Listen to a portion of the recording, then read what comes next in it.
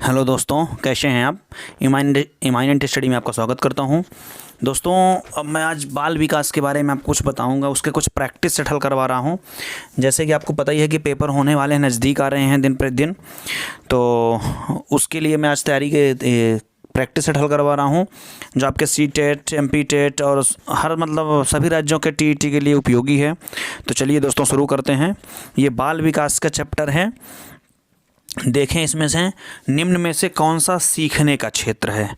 पहला अनुभाविक, व्यावसायिक, भावात्मक और आध्यात्मिक। तो इसमें सीखने का क्षेत्र है दोस्तों अपना अनुभाविक कहलाता है। इसका राइट आंसर हो जाएगा अनुभाविक। तो नेक्स्ट क्वेश्चन देखते हैं दोस्तों। सीखने की प्रक्रिया में निम्न में से सबसे ज़्यादा महत्वपूर्ण कौन है। सीखने की प्रक्रिया में सबसे ज़्यादा महत्वपूर्ण बच्चे की आनुवांशिकता, बच्चों का परीक्षा परिणाम, कि सीखने की शैली, कि बच्चों की आर्थिक स्थिति। तो इसका राइट आंसर हो जाएगा दोस्तों सीखने की शैली जो होती है वो बच्चों की बहुत इंपॉर्टेंट होती है। तो चलिए नेक्स्ट क्वेश्चन देखते हैं दोस्तों। पुनर्वलन का सिद्धांत किससे संबंधित है। पुनर्वलन का सिद्धांत जो है वो पावलोव दिए थे, कि स्किनर, कि थॉर्नडाइक, कि कोहलबर्ग। तो ये दिए थे दोस्तों। इसका राइट आंसर होगा स्किनर। नेक्स्ट क्वेश्चन देखते हैं हम। अधिगम के संकलक सिद्धांत के प्रतिपादक कौन थे। अधिगम के संकलक सिद्धांत के प्रतिपादक कौन थे। Tolman, Skinner, Gagne, Hall. तो ये थे दोस्तों हॉल। राइट आंसर होगा, इसका गैगने होगा दोस्तों। ये अधिगम के संकलन के सिद्धांत के प्रतिपादक थे गैगने। नेक्स्ट क्वेश्चन है। पावलोव के कुत्ते पर किए गए प्रयोग में अस्वाभाविक उद्दीपक क्या था। तो पावलोव का सिद्धांत आपने पढ़ा होगा कि वो भोजन पर डिपेंड करता था। तो इसका राइट आंसर हो जाएगा दोस्तों भोजन। नेक्स्ट क्वेश्चन देखते हैं। बाल विकास का अर्थ क्या है। पहला है बालक का गुणात्मक व परिमाणात्मक परिवर्तन, दूसरा है व्यवहार में परिवर्तन, तीसरा है बालक का गुणात्मक विकास, चौथा है व्यक्तित्व में परिवर्तन। तो इसका राइट आंसर हो जाएगा दोस्तों बालक का गुणात्मक व परिमाणात्मक परिवर्तन। ये बाल विकास का मेन अर्थ है। नेक्स्ट क्वेश्चन देखते हैं। बाल विकास की प्रकृति कैसी मानी जाती है। तो बाल विकास की प्रकृति अप्राकृतिक है, अनिश्चित है, विज्ञानमयी है, अवैज्ञानिक है। तो अवैज्ञानिक तो हो नहीं सकती, अप्राकृतिक तो हो नहीं सकती, अनिश्चित भी नहीं हो सकती। तो इसका राइट आंसर हो जाएगा दोस्तों विज्ञानमयी। नेक्स्ट क्वेश्चन देखते हैं। बाल अध्ययन के पिता कौन कहलाते हैं। Freud, Stanley Hall, Drever, Darwin. तो इसके पिता हैं स्टैनले हॉल। नेक्स्ट दोस्तों। बाल विकास कब संपन्न माना जाता है। बाल्यावस्था में, शैशवावस्था में, कि जीवन पर्यंत चलता है, कि किशोरावस्था में। तो इसका राइट आंसर हो जाएगा, अब ये तो पता है कि बाल विकास संपन्न कब होता है। बाल्यावस्था में संपन्न नहीं होगा, शैशवावस्था में संपन्न नहीं होगा। बाल विकास का मतलब लगातार विकास होना है, तो ये जीवन पर्यंत चलता रहता है दोस्तों।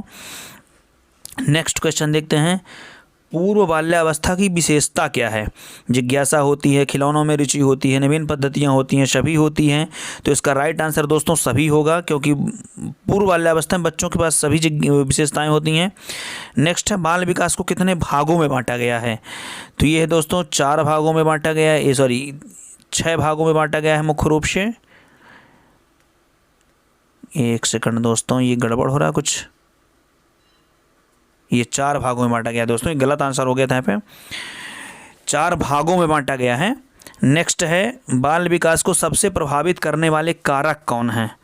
बाल विकास को सबसे प्रभावित करने वाले कारक यौन शिक्षा, खेल कूद का मैदान, बुद्धि परीक्षण, सुंदर स्कूल। तो इसका दोस्तों राइट आंसर हो जाएगा खेल कूद का मैदान। विकास शुरू होता है, कब से शुरू होता है। तो इसका राइट आंसर हो जाएगा दोस्तों प्रसव पूर्व अवस्था से। नेक्स्ट है। विकासात्मक बाल मनोविज्ञान के जनक कौन हैं। किसको कहा जाता है। फ्रायड को, जीन पियाजे को, ब्रूनर को, कैली को। तो इसका राइट आंसर हो जाएगा दोस्तों जीन पियाजे को। नेक्स्ट है। खिलौनों की आयु कहा जाता है। किस अवस्था को खिलौनों की आयु कहा जाता है। तो इसका राइट आंसर हो जाएगा पूर्व बाल्यावस्था को। नेक्स्ट हो जाएगा दोस्तों। बाल मनोविज्ञान के अनुसार शिक्षा के क्षेत्र में मुख्य स्थान क्या किसका है। बाल मनोविज्ञान के अनुसार शिक्षा का किसका मुख्य स्थान है शिक्षा के क्षेत्र में। प्रशासक का, अध्यापक का, अभिभावक का, बालक का। तो इसका राइट आंसर हो जाएगा दोस्तों बालक का। नेक्स्ट आंसर देखते हैं। शैशवावस्था में शिशु होता है। तो शिशु क्या होता है, आत्म केंद्रित होता है, सामाजिक होता है, संवेगात्मक दृष्टि से दृढ़ होता है, संवेग, तो ये तो सर्वावस्था में होगा नहीं दोस्तों, तो इसका राइट आंसर हो जाएगा आत्म केंद्रित।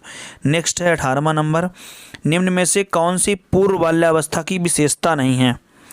पूर्व बाल्यावस्था, दल या समूह में रहने की अवस्था, प्रश्न करने की अवस्था, अनुकरण करने की अवस्था और खेलने की अवस्था। तो इसका राइट आंसर हो जाएगा प्रश्न करने की अवस्था, ये नहीं होती है बच्चों में। नेक्स्ट है 6 या 7 वर्ष का बालक दूसरों के विचारों को स्वीकार करने के योग्य नहीं होता। 6 या 7 वर्ष का बालक दूसरों के विचारों को स्वीकार करने के योग्य नहीं होता। क्या कारण है उसका, तो पहला है क्योंकि वह बहुत छोटा होता है, क्योंकि वह कल्पनाशील होता है, क्योंकि वह बुद्धिमान नहीं होता, क्योंकि वह आत्म केंद्रित यानी अहम केंद्रित नहीं होता। तो इसका राइट आंसर हो जाएगा क्योंकि वह आत्म केंद्रित नहीं होता। नेक्स्ट है बाल्यावस्था की अवधि कितनी मानी जाती है। 6 से 12 वर्ष, 5 से 10 वर्ष, 4 से 10 वर्ष, 2 से 8 वर्ष। तो इसका राइट आंसर हो जाएगा दोस्तों 6 से 12 वर्ष। नेक्स्ट है बाल्यावस्था को मिथ्या परिपक्वता काल कहा है। तो बाल्यावस्था को मिथ्या या परिपक्वता काल कौन कहा है दोस्तों, तो ये कहा था रॉश ने। नेक्स्ट क्वेश्चन है परिपक्व बाल्यावस्था कितने साल में होती है। परिपक्व मैच्योर, तो 6 से 9, 7 से 10 ये तो होंगी नहीं, तो इसका राइट आंसर हो जाएगा दोस्तों 9 से 12 वर्ष। नेक्स्ट क्वेश्चन है बाल्यावस्था में कौन सी मूल प्रवृत्ति सबसे अधिक क्रियाशील रहती है। तो इसका राइट आंसर हो जाएगा दोस्तों सामूहिकता। नेक्स्ट है बाल मनोविज्ञान का अध्ययन निम्न में से किसके लिए सर्वाधिक आवश्यक है। तो माध्यमिक के लिए, विश्वविद्यालय में तो लगेगा नहीं, माध्यमिक में भी आवश्यकता नहीं ज़्यादा, इसकी ज़्यादा आवश्यकता होती है प्राथमिक शिक्षक के लिए दोस्तों।